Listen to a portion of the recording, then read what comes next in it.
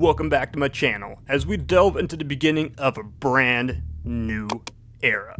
Following the release of Godzilla vs. Destroyer, kaiju movies didn't exactly disappear. As I talked about with my Rebirth of Mothra series, Mothra was given the spotlight for a change, and all the while Godzilla was off in Hollywood, unfortunately for TriStar, his trilogy didn't go as planned.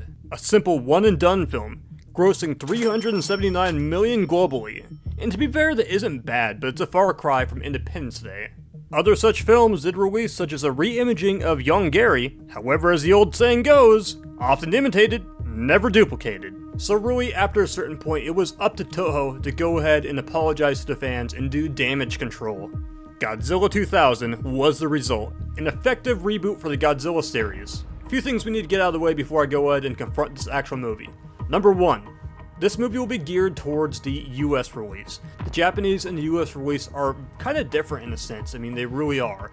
There is a video I'm going to go ahead and link you to go ahead and show you the differences so you can check that out for yourself, since I wasn't able to follow through and kind of make a video on the Japanese version. Maybe eventually I might go ahead and make one on the Japanese, but for now, this is solely the US release. Secondly, while I adore the Millennium Era, I do want to go and say I dislike the fact that continuity is kind of non-existent in this film series. So what I'm saying is, if you're a new fan and you're just stumbling upon this video, they all use the original film as a jumping point, essentially. From there, the films just move forward with their own timeline and continuity. With the exception of the Mechagodzilla films, which do go ahead and connect to each other, this is the only two films in this era that actually does that. Now, Godzilla 2000 isn't a film that exactly references the original film too much, exactly. In fact, I don't think there's a lot of references towards the events that I can even think of. To be fair though, as a viewer, you know the origin story and how he was created. It's the same reason we didn't see Uncle Ben's death in the Spider-Man Homecoming movie. Aside from that, this film is not shy about reviving aspects that kind of went missing in Godzilla 98. Such aspects involving UFOs, kaiju battles, and other themes that I will touch on as this inspection of this film rolls on. So personally for myself, this movie has a lot of nostalgia ties to it. This remains the only Toho Godzilla film that I've ever seen in theaters. I mean, that first trailer that I saw was just something else. Hearing Rob Zombie's Super Beast blaring. And truth be told, 9-year-old me wasn't even aware this film was going to be a thing. I just so happened to see the trailer on TV one day. So let's talk the plot, shall we? Godzilla 2000 is quick and blunt to the point, introducing us to our main cast of the GPN, the Godzilla Prediction Network, which has an endgame to go ahead and study Godzilla and predict Godzilla's movement for the good of mankind. Along the way though, they have to make sure he's at least contained while doing the research. Okay, so I don't know the overall feeling towards these characters, Io, Yuki, and Yuji, but in hindsight, I wish we could have followed this group more and saw them grow as characters as the series had progressed. Unfortunately, they're one-offs. On the opposing side, we have Katagiri and his company of the CCI, the Crisis Control Intelligence, which have an entirely different goal. So, what's that goal? Killing Godzilla flat out. So the way I see it, it's kind of like a Godzilla vs. Space Godzilla moment, where we have two different sides with different goals and intentions that are clashing with each other. However, while all this is going on, the CCI attempts to study what's believed to be a meteor or rock that crashed 60 million years ago. In typical movie fashion, we have to go ahead and mess with it and unearth it, but we just should have left it alone, you know? Because the being or beings piloting this UFO have been awoken, and doesn't help that their UFO runs off solar energy, making a sunny bright day potentially the worst day for mankind. So there's an aspect of this film that I want to go ahead and touch on that's kind of minor, but I will go ahead and say that the humans want to understand how this ship works and how the energy source of it can be harnessed for the better of mankind, essentially cutting back on fossil fuels so we don't have to leech off that continuously. It's a small moment that this movie goes ahead and brings its subject up and talks about it, but it reminds me of how different the Toho Godzilla films are versus the 98 one. Which I talked about how that movie didn't exactly show any self-awareness for the most part about ongoing hot topics and debates. Well, this here is just one of them. Additionally, this film reminds us about how Godzilla is drawn to the nuclear reactors and feeds off them, rather than just fish. I haven't even begun to talk about the Godzilla design, which hands down, This might be a little biased to me, but this is my favorite design of all time, and I can't even attempt to leave out the fact this was inspired by the classic Goji 62 design, which I felt like was top tier and amazing also.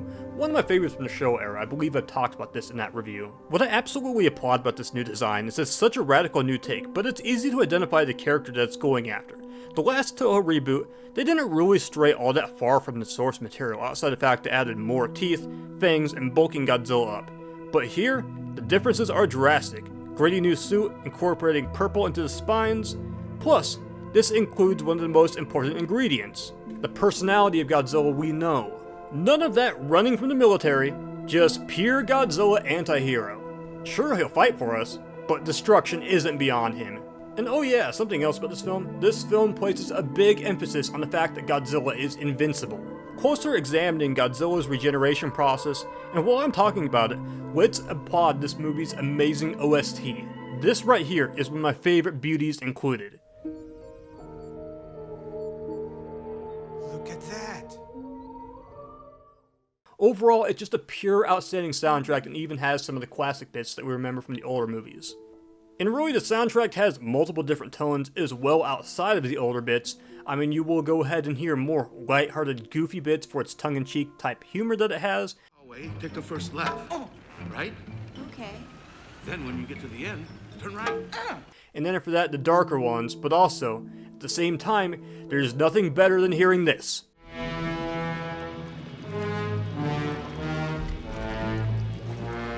Yeah, that's exactly what I'm talking about. Just a beautiful reminder that the real Godzilla is back. And one of my favorite moments is this little gag about Godzilla obeying traffic lights. Look at that, he's doing better than people in my town. It's just done so well after all the hysteria, the panic, civilization wondering, where is Godzilla? And the general question is, what is the motive of this UFO? Which, if you must know, it's intent on gathering information on our planet, our species, and of course, Godzilla, which is the host of being the perfect life form on Earth. However, we're not leaving without Godzilla stepping into the battlefield. So one thing I gotta really bring up about this film is when I first viewed this movie, I had no idea there was another monster in the film. I guess somewhere along the line I must have spaced there was something in the teaser trailer, or maybe it was one of those trailers that was kind of condensed that you saw back in the day that was maybe about like 15 seconds long. I don't know, I just didn't realize there was another monster in this movie. And what's hilarious is I was so bamboozled once I realized that he's in the background of the movie poster. But watching this film, I remember thinking, okay, is this going to be Godzilla just fighting the military like a typical Godzilla reboot film, kind of a throwback to the original film? Is it going to be Godzilla fighting this UFO? Is that going to be it? And then after that, this happened.